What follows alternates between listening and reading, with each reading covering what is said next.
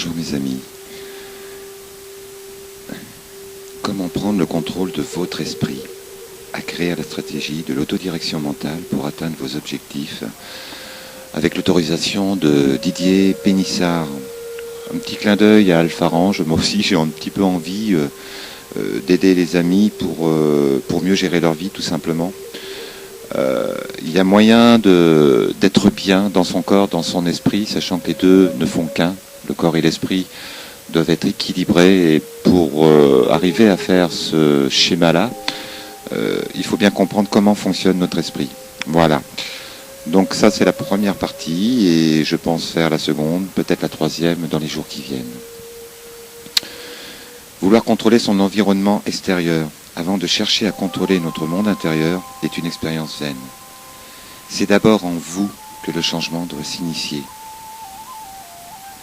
Ce petit livret que je suis en train de vous lire n'a d'ambition que de vous faire prendre conscience du gouvernail intérieur qui régit votre existence. Votre esprit. Son but n'est pas de faire de vous un adepte du mind control absolu. Nous le laissons au maître yogi. Mais de vous donner les clés d'une prise de conscience, de l'outil puissant qui est vous.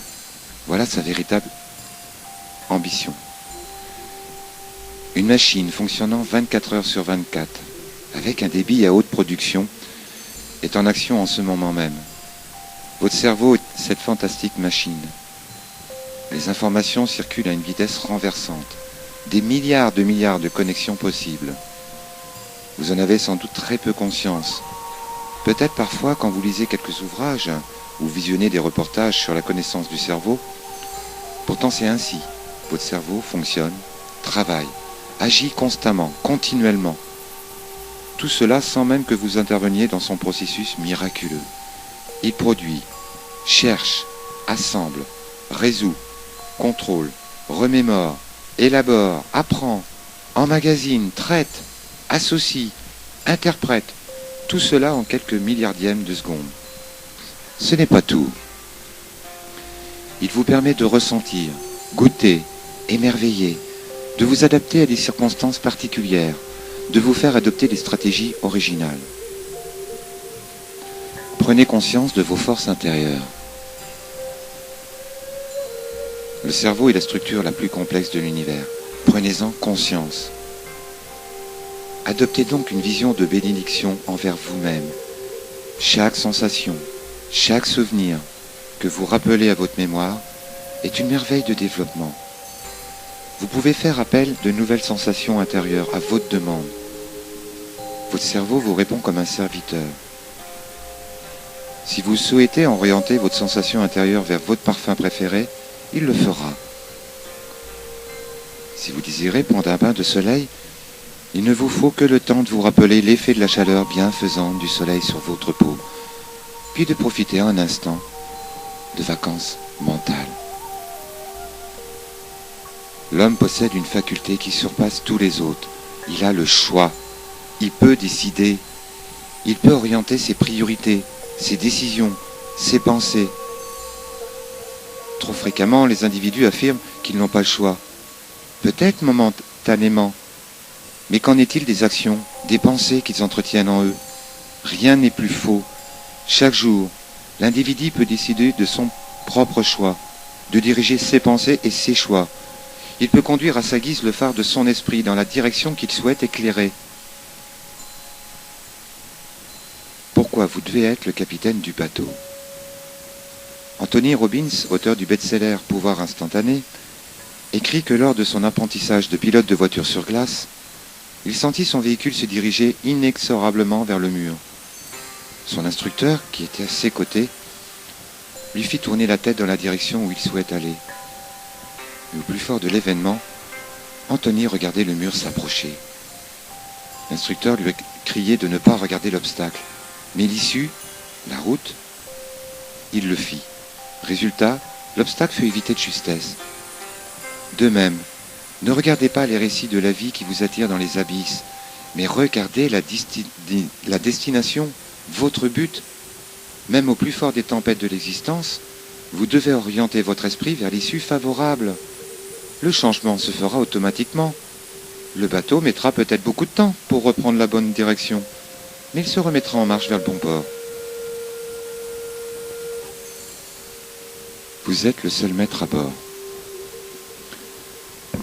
Votre cerveau est votre serviteur. Il est disponible pour vous. Certes, la nuit, pendant que vous dormez, il régule les fonctions respiratoires, cardiaques, endocrines, etc.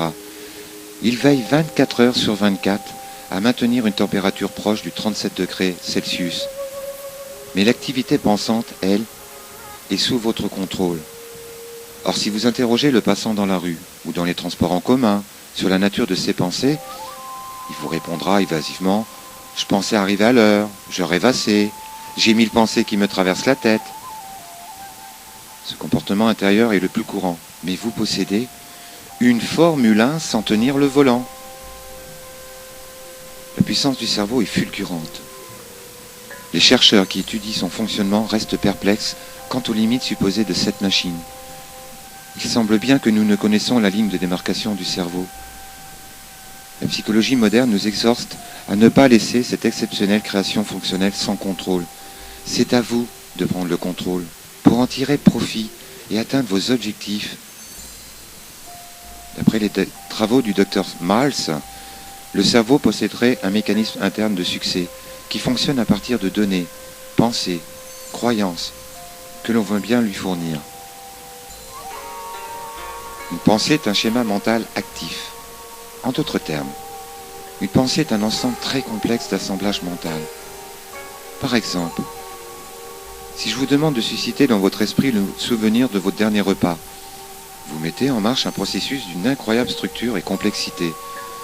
Cette dernière rassemble de nombreux éléments qui demanderaient une somme de temps considérable pour reconstituer en réel. Votre dernier repas, c'est une pensée qui ressemble à des couleurs, des milliers, des personnages, avec les diversités de caractères, des éclairages, des ombres, des objets très nombreux, des décors, des sons, bruit de fourchette, paroles dites, lors du repas, peut-être la télé qui fonctionnait, des goûts et des saveurs aussi, variés qu'il y avait de nourriture, des odeurs, des sensations, le contact avec la table, la chaise. Vous orientez votre vie en orientant vos pensées.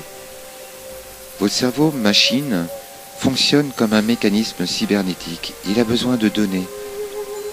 Ce sont les expériences passées qui alimentent votre mécanisme interne de succès. Votre cerveau reconnaît la cible, l'objectif qu'il doit atteindre, mais se réfère au passé pour corriger sa course. Mais il existe un procédé qui permet d'apporter des nouvelles données à votre mécanisme interne de succès. Ce sont vos pensées. La création dans votre esprit d'une image, d'une situation nouvelle que vous souhaitez vivre, fixe dans le cerveau l'orientation du mécanisme. Fin de la première partie de ce schéma comportemental sur comment prendre le contrôle de votre esprit. Vous verrez par la suite, on peut encore gérer notre cerveau avec une incroyable facilité, beaucoup plus facilement que vous croyez. Attendez la suite.